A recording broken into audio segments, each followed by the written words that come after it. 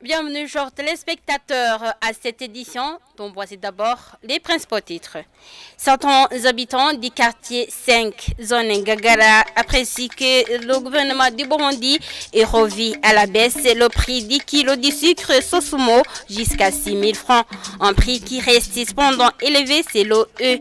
Et Kefani, vice-président du parti Kodebo, Iragiganda Daye, estime que le gouvernement est allé à la va-vite dans la libération de ce produit. Plutôt, il devrait doter de la Sosumo des moyens suffisants pour augmenter la production. Et à Loyegui sont des lamentations des agriculteurs qui déplorent le manque d'engrais chimiques et les graines de maïs sélectionnées. Voilà le sommaire. Tout de suite, les détails.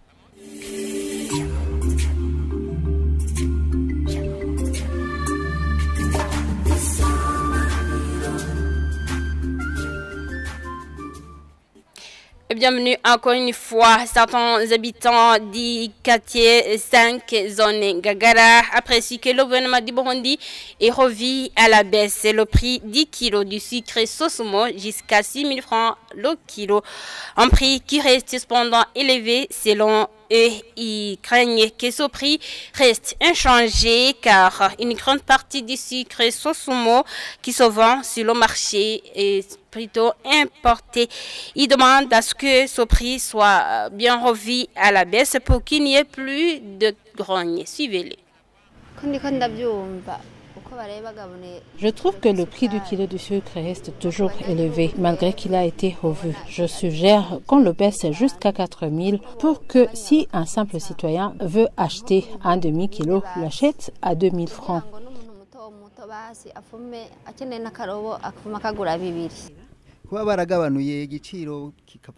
Le fait qu'ils aient baissé ce prix de 8 000 francs à 6 000 francs burundais est une bonne chose. Mais considérons d'où nous sommes partis. Avant, le kilo était à 3 500 francs et a été rehaussé jusqu'à 8 000 francs. Si on considère le pouvoir d'achat de la population burundaise, même maintenant, il reste élevé. Rien n'a changé. La situation reste floue car on n'a pas diminué le prix du sucre importé. Comment est-ce que nous allons reconnaître qu'on est en train de vendre le sucre de la Sosumo ou le sucre importé? Que le gouvernement trouve comment arranger cette situation.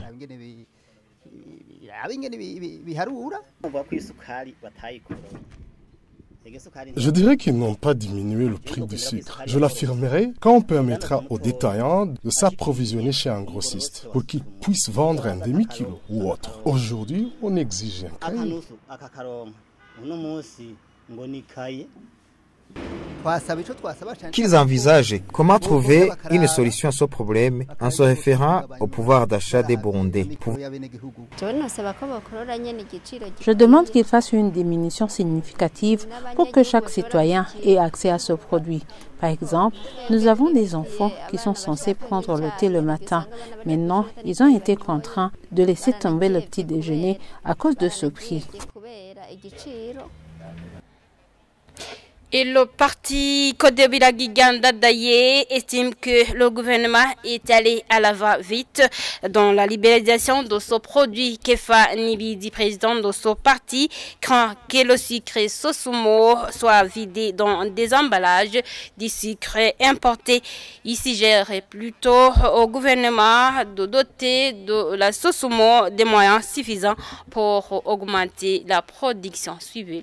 Nous avons entendu hier que le ministère du Commerce a fixé le prix du sucre à 6 000 francs le kilo. C'était après la fixation du prix du sucre à 8 000 francs le kilo par la Sosumo. Une élévation du prix qui avait été critiquée par le chef de l'État. Malheureusement, le prix du sucre avait resté pendant un certain temps à 8 000 francs, malgré les critiques de son Excellence, Monsieur le Président de la République du Burundi. À partir de là, on se demande d'abord qui a la latitude de fixer le prix du sucre, malgré que le chef de l'État critique une série de prix, mais cela reste toujours maintenu pendant à peu près un mois. Mais aussi, on constate que malgré que le ministère a revu à la baisse le prix du sucre reste toujours élevé et probablement qu'il n'est pas même conforme à la capacité d'achat de la population. Donc, Il s'agit d'une structure qui devrait indiquer quelles sont les références qui ont été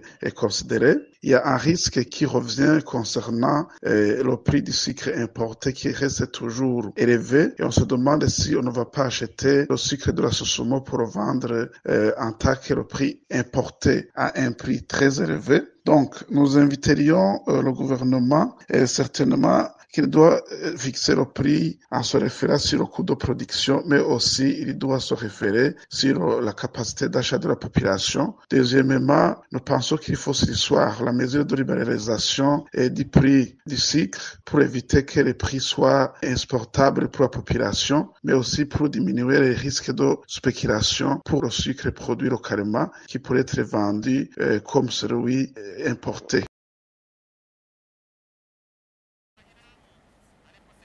Les agriculteurs de la province Luyigui déplorent qu'ils ne reçoivent pas d'engrais chimiques et les graines de maïs sélectionnées en quantité suffisante.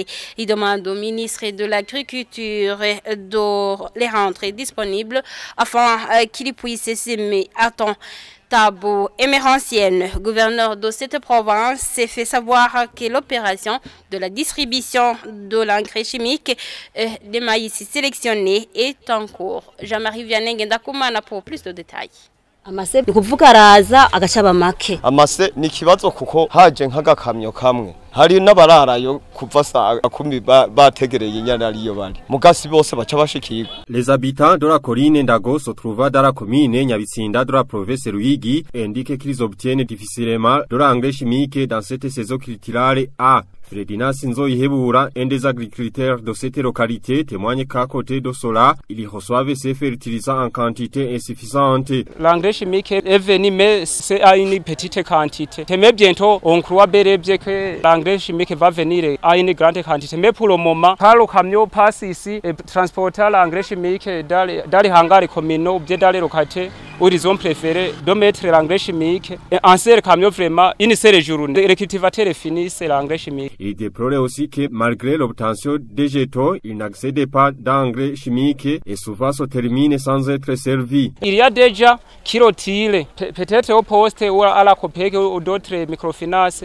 ils retirent les tickets. Quand ils partent au hangar, l'engrais chimique finissent alors qu'il y a un petit masse de paysans qui ont des tickets, qui ont eu la chance d'avoir les tickets, mais la chance de voir l'engrais chimique, ils n'en ont pas. Selon cet agriculteur, même les grains de maïs sélectionnés qui ont été distribués dans cette localité restent insuffisantes. Il demande au ministère de l'Agriculture dans ses attributions de trouver solution à ce problème. À ce qui concerne les maïs sélectionnés venant du Zambie, donc ces maïs sélectionnés sont venus mais à une petite quantité parce que avoir comment les cultivateurs attendent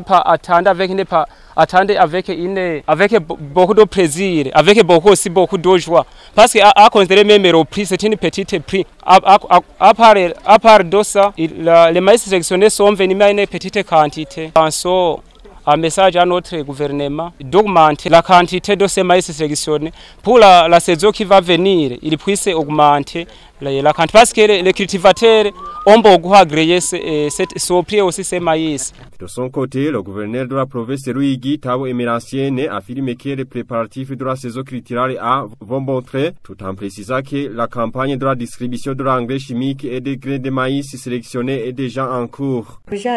Concernant la saison culturelle A, je dirais que nous sommes déjà prêts. L'engrais est déjà disponible, bien qu'il n'est pas encore parvenu dans toutes les zones. Nous faisons le tout possible pour qu'il parvienne à tous les cultivateurs de toutes les zones. Et j'ajouterai que les semences de maïs sont déjà disponibles dans différentes communes pour que ça soit distribué à tous les cultivateurs afin qu'ils commencent à semer. Le gouverneur Tabo Emerantienne indique que lorsque la quantité de cette distribution sera insuffisante, il va faire recours au ministère de l'Agriculture dans ses attributions afin de trouver solution à ce problème. Merci Jean-Marie Vianney Ngenda Kouman. Et au sud du pays, la population riveraine du lac Tanganyika pense que l'eau du lac peut les aider à faire la propreté afin de lutter contre les maladies liées en massal. Les enfants de la zone Magara de la province Lumongue qui se sont entretenus avec nos confrères se sont convaincus que se baigner dans le lac leur permet d'enlever la saleté de leur corps. Les responsables administratifs appellent plutôt la population à éviter d'utiliser l'eau du lac Tanganyika car elle n'est pas propre. Francine de Kukai.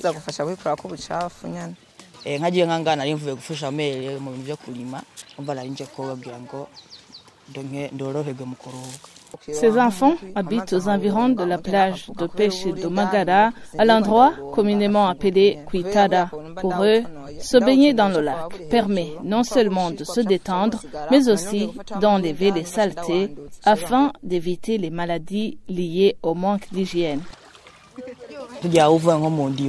Si tu reviens des travaux champêtres ou des autres activités quotidiennes et que tu as envie d'être propre, tu viens ici pour te laver. Par exemple, moi j'étais en train de ma mère dans les champs et je voulais me mettre plus à l'aise. Cela nous aide à nous protéger contre ces maladies comme le choléra et d'autres maladies parce que l'eau du lac Tanganyika est propre. Et c'est bien de l'utiliser car on a eu la chance de l'avoir gratuitement et nous l'avons en quantité suffisante.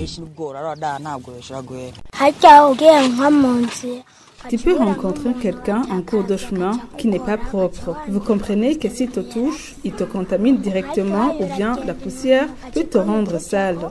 Tu dois aller te laver puis te mettre du lait de beauté pour lutter contre le choléra, la dysenterie et la variole.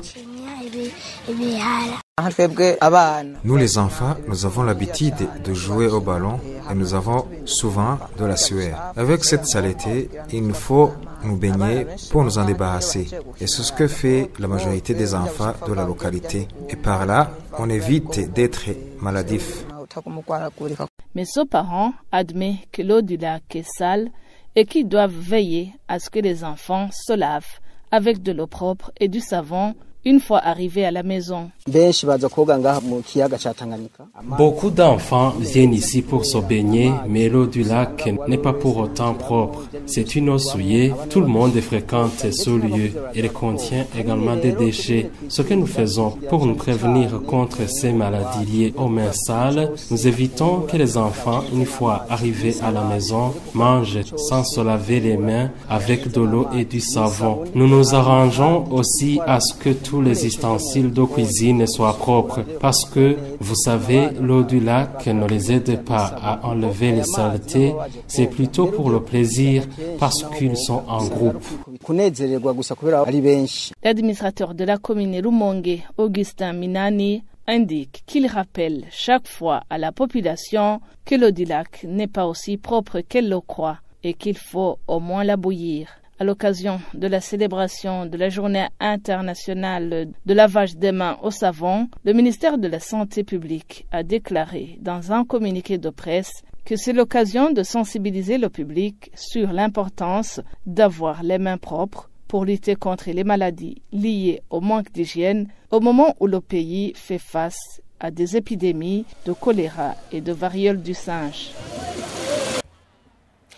Et voilà, chers téléspectateurs, c'est par ici que nous mettons un point final à cette édition. Merci de l'avoir suivi. Au revoir.